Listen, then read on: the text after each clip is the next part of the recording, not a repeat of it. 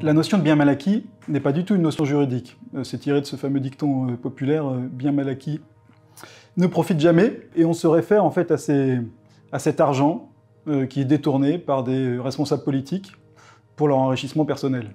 Donc ça peut se traduire sur des comptes en banque, sur des comptes en Suisse, ça peut se traduire par des biens immobiliers sur la Côte d'Azur, aux États-Unis ou ailleurs. Et donc on a voulu, au CCFD Terre Solidaire à l'époque, Comité catholique contre la faim et pour le développement, faire une espèce d'inventaire en fait de ce qui existait sur ce sujet. Et donc on a fait paraître, début 2007, ce rapport, Bien mal acquis profite trop souvent, avec un coup de projecteur important sur ce qui permettait cette évaporation de l'argent des pays en développement. Sherpa s'est appuyé sur ce rapport de CCFD Terre Solidaire pour, traduire juridiquement cette notion de bien mal acquis avec l'infraction de recel de détournement de fonds. Et c'est là qu'est apparu le premier cas bien mal acquis, en 2007.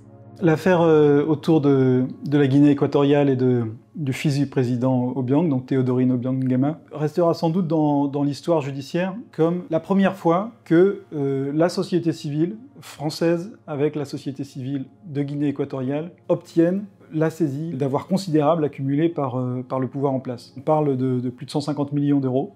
On peut souvent avoir l'impression que la corruption, c'est une espèce de fléau sans victime. Il y a plein de victimes indirectes. En Guinée équatoriale, il y a très peu d'habitants, il y a plein de pétrole. Et pourtant, on a 60-70% de la population qui vit sous le seuil de pauvreté. I am Lucas Olo Fernandez. I am from Equatorial Guinea myself. I started working on the Bien mal acquis case more than 10 years ago when I joined Transparency International Secretariat in Berlin. Only 1 in every 4 schools have water. Only 1 in 3 would have access to electricity.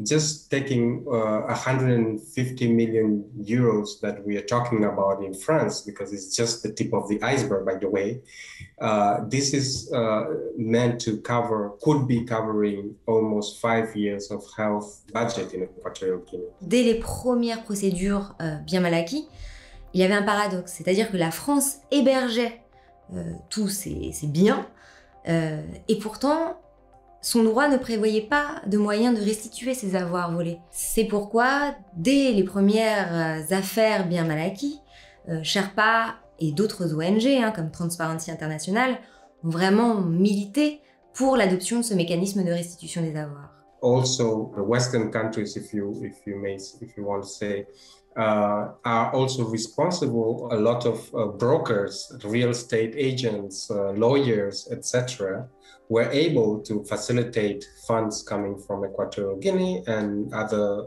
safe havens. Ce qui me semble aussi important, c'est que Sherpa et je dirais la société civile française d'une façon générale a une forme de responsabilité. Parce que on peut, nous en France, avec la liberté d'expression, la liberté d'agir que l'on a, prendre des risques que les sociétés civiles dans les pays concernés ne peuvent pas prendre. I mean, in any country around the world, attacking politicians is already a difficult issue.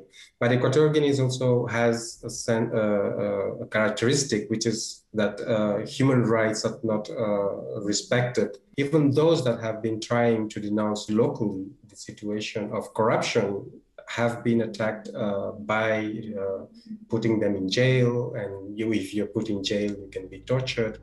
Ces affaires ont également permis de porter un plaidoyer, de porter un message politique et a permis également de faire changer le droit. Ça a duré une quinzaine d'années et depuis 2021, la France est enfin dotée d'un mécanisme de restitution des avoirs. Ce mécanisme devrait empêcher que les avoirs restitués ne retombent dans les circuits de la corruption. It's key to really bring civil society from the countries in Central Africa together or to be more proactive in inputting or participating in the monitoring of any restitution.